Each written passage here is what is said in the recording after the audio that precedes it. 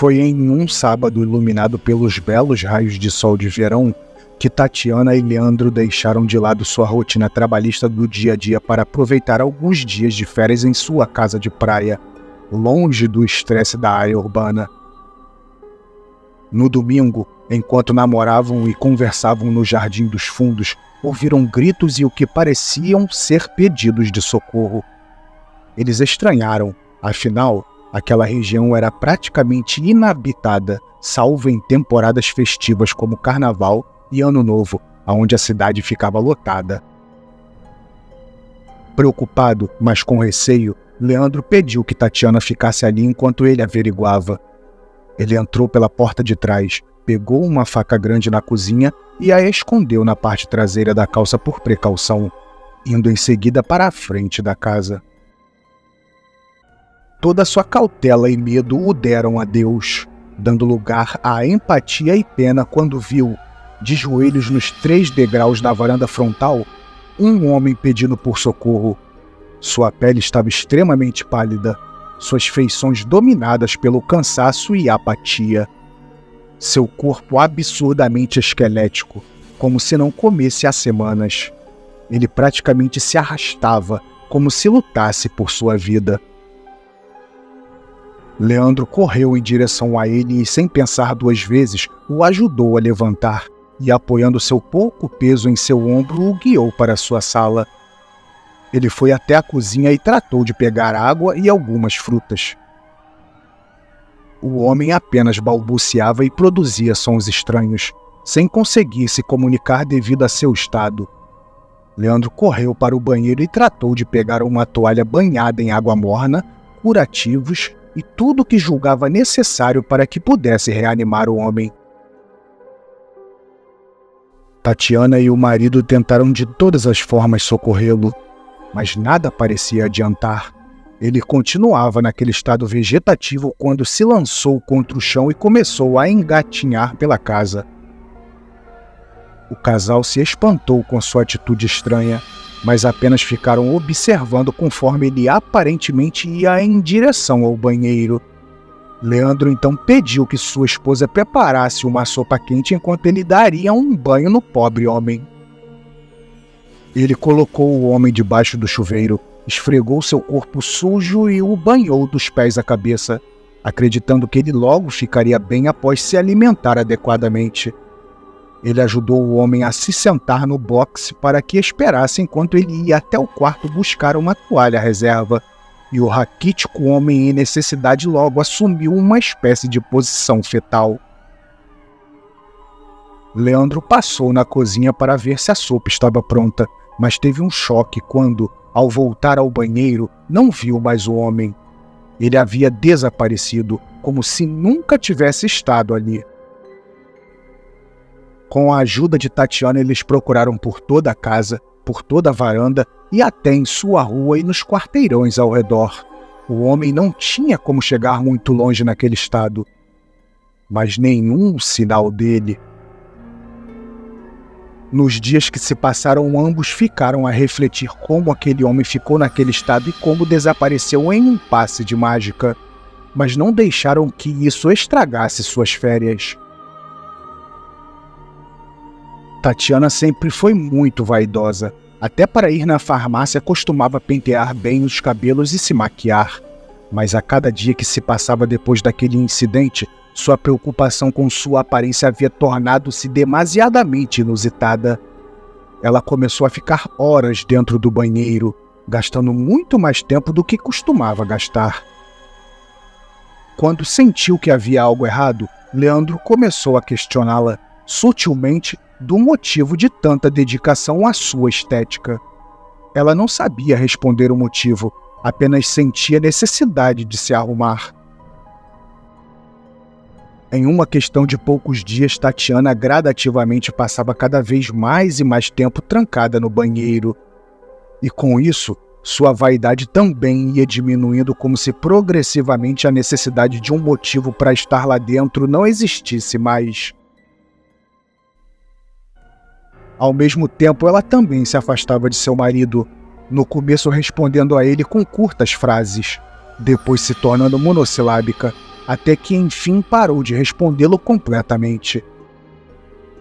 Tatiana parecia estar se tornando um ser completamente apático e distante de tudo, como se estivesse em algum tipo de transe ou vivendo em outro mundo, talvez o seu próprio, presa em sua mente.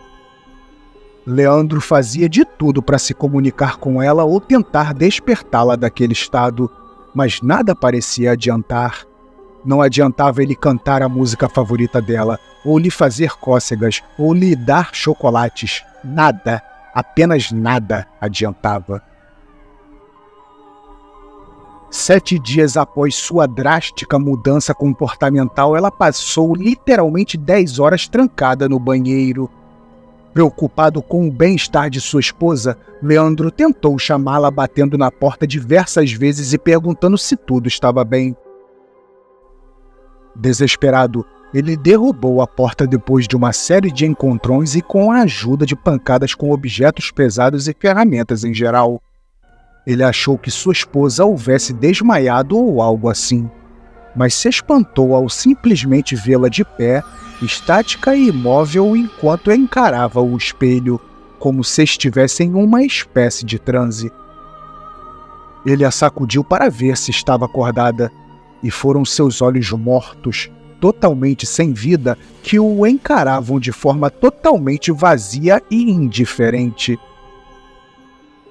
Ele então guiou sua esposa, que se encontrava em um estado comparável ao de um zumbi, um robô ou uma pessoa que necessitava da compaixão do próximo para viver, para o quarto e deitou-se ao lado dela. Naquele momento, ao olhar para o triste quadro de Tatiana, ele tomou a decisão de levá-la ao médico no dia seguinte, pois tudo aquilo estava muito errado.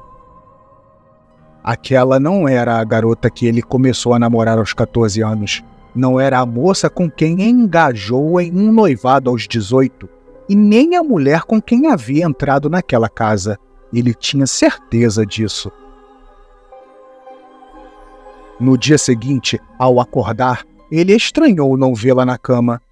Ela sempre acordou mais tarde que ele, ainda mais depois daquele evento que aparentemente estava tirando todo o seu vigor, sanidade e personalidade, aonde ela passou a dormir 14 horas diariamente. Ele desceu correndo, achando que ela pudesse ter fugido ou até mesmo falecido. Um odor logo preencheu suas narinas, aquele de um agradável tempero, de comida fresquinha, mas também carregado de um exótico e bizarro aroma de plantas e flores. Foi então que, para sua surpresa, lá estava Tatiana, sentada à mesa, se alimentando de um prato de onde todo aquele odor se originava. Ela olhou para ele e o cumprimentou com o doce e meigo sorriso que sempre lhe dava ao amanhecer. Emocionado, ele correu e a abraçou por trás, deixando escorrer algumas lágrimas de contentamento. Tatiana, por sua vez, sorriu e perguntou por que ele chorava. Feliz por ter sua esposa de volta, ele ignorou todas as perguntas e dúvidas que tinha e também o fato de que, ao invés de legumes, verduras, carne, arroz ou qualquer outra coisa, sua refeição tratava-se de plantas e flores caseiras comuns, com um caldo estranho provavelmente extraído dos mesmos. Ele tinha medo de magoá-la e preferia apenas curtir o momento de tê-la de volta. Empolgado e agora extremamente animado, Leandro tratou de ir até o banheiro para tomar um banho e fazer sua higiene. Mas quando chegou lá, estranhou o fato do espelho estar coberto por um pano branco. Ele rapidamente se lembrou da chocante cena que havia presenciado na noite anterior e aproveitou aquela situação para trancar o banheiro do lado de fora e interditá-lo, colocando grandes pedaços de madeira e os pregando à porta e à parede, mas não antes de retirar todos os cosméticos e objetos de lá. Ele achava que de alguma forma aquele banheiro, ou mais precisamente aquele espelho, foram os responsáveis pelo que quer que tinha acontecido à sua esposa. Ele transportou tudo o que havia no banheiro principal para a suíte do quarto do casal a fim de torná-lo o banheiro oficial da casa. pelo menos por enquanto. Tratou de tomar seu banho, se perfumar e ficar bem bonito para ela. Naquele dia ele aproveitou o retorno, digamos assim, de Tatiana para curtir o momento a dois como nos tempos antigos, passeando no parque, assistindo a um filme no cinema, tendo uma tarde de romance, enfim. Após 7 dias com Tatiana recuperada, Leandro já pensava em como seria a próxima segunda-feira, dia em que eles retomariam suas vidas, voltando à rotina de um dia a dia comum de trabalho. Suas férias haviam acabado. Chegada a segunda-feira, Leandro viu tudo abaixo de seus pés desmoronar, como se ele houvesse escapado do inferno só para retornar a ele novamente, quando viu que já estava atrasado devido ao fato que sua esposa já estava dentro do banheiro há mais de 3 horas. Quando decidiu espiar pela fechadura, ele a viu encarando agora o espelho da suíte, e ali todo o ciclo se repetia novamente. Tatiana voltou ao estado apático e sem vida que havia acometido uma semana antes, mas agora, ainda pior, seu corpo ia se deteriorando rapidamente, sua pele ia sendo sugada para dentro, deixando os ossos praticamente expostos. Ele logo percebeu que ela estava assumindo uma aparência tão miserável quanto a do homem que ajudaram há 2 semanas atrás. Dominado por aflição e angústia, ele a colocou na cama em repouso e telefonou para o maior e mais conceituado hospital de todo o estado. Ele estava disposto a pagar a quantia que fosse necessária para que um médico especializado e experiente fosse até sua casa, pois ele tinha medo que o corpo dela não pudesse resistir a uma viagem longa de carro. Ao telefone, o hospital fez algumas perguntas e, junto a elas, sugeriu que ele comprasse alguns medicamentos que faltavam em sua casa, prometendo que enviariam um médico. Sem pestanejar, ele pegou suas coisas e com seu carro partiu em disparada até a farmácia mais próxima. Mas quando retornou, procurou por toda a casa e não havia nenhum sinal de sua esposa. Como ela poderia ter sumido se não tinha forças nem para caminhar?